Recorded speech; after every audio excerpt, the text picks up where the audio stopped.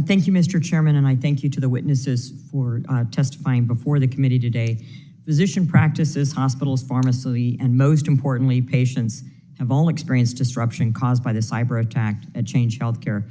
And let me also just say that I'm an old enough doctor that I had paper records and paper billing, and we had none of these problems even when there was a power outage. Change manages 15 billion transactions a year, which equates to approximately 1.5 trillion in health claims. According to data from the American Medical Association, 80% of practices reported lost revenue from unpaid claims, and 85% stated they had to allocate additional staff time to complete additional administrative requirements. And this is in an era with very high inflation and problems getting workforce and staff. Neither doctors nor their non-physician staff will receive any additional compensation for time spent mitigating the fallout of the Change attack. And this is on top of the administrative and financial burden that America's physician and healthcare workforce are already experiencing. And I have had this in a small business practice where we have not received reimbursement for 2 months due to various CMS problems. And you, as the provider, go without pay to pay your staff and to pay your bills. In Iowa, doctors are very hesitant to take advance payment dollars without confirmation that their claim submission will be paid at the rate submitted.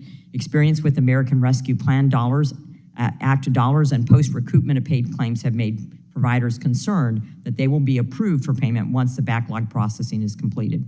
The survey also found that 55% of doctors said they had to use personal funds to cover practice expenses. Notably, the overall effects of the Change attack have been most acutely felt by practices with 10 or fewer physicians. Dr. Brueggemann, can you please detail the process of patient billing and highlight the role that a clearinghouse like Change plays in the process?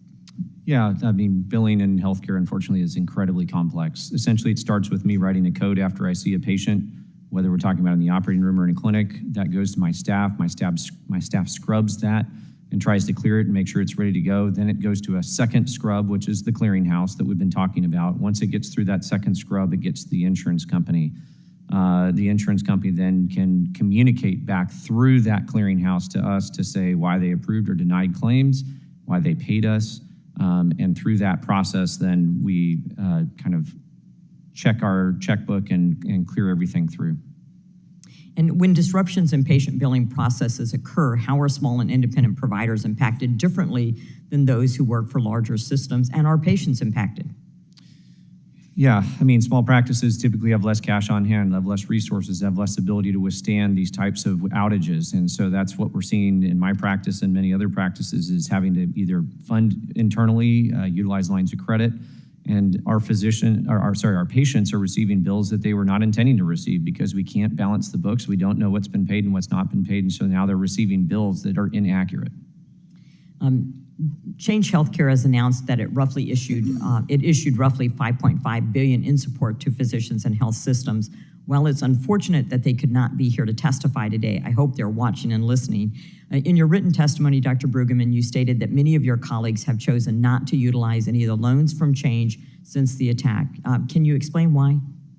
Yeah, they've openly stated they have limited insight into how much we actually bill, only what's billed to them. And so Change Healthcare has very limited ability to pay us back either through Optum or United Healthcare. As such, immediately after this occurred, many physician practices began posting or communicating through other means that there was limited funds available and that you would have to fight significantly for those funds. Given our limited resources, we dedicated all of those resources towards capturing the dollars that were needing to be billed, as opposed to going after these insurance companies to get loans to cover us through those periods of time. Thank you. And Mr. McLean, I have heard from hospital systems in my district in Iowa that it will take a significant amount of time for clean claims to be submitted. They are approaching one of the most challenging periods, as many Iowa systems were unable to bill Medicare and Medicaid for a month and a half, 6 weeks. Even after claims start to be paid out, systems will still need to pay pending invoices. Can you further detail how system disruptions like the Change attack impact the inner workings of health systems, especially rural ones? Sure. We talked earlier about the disruption to patient care and have outlined that a bit. I think what our members have seen is significant disruption in back-end systems. You talked about the automation over time, and of course automation is great, it makes us more efficient, we can have more patient volume and whatnot.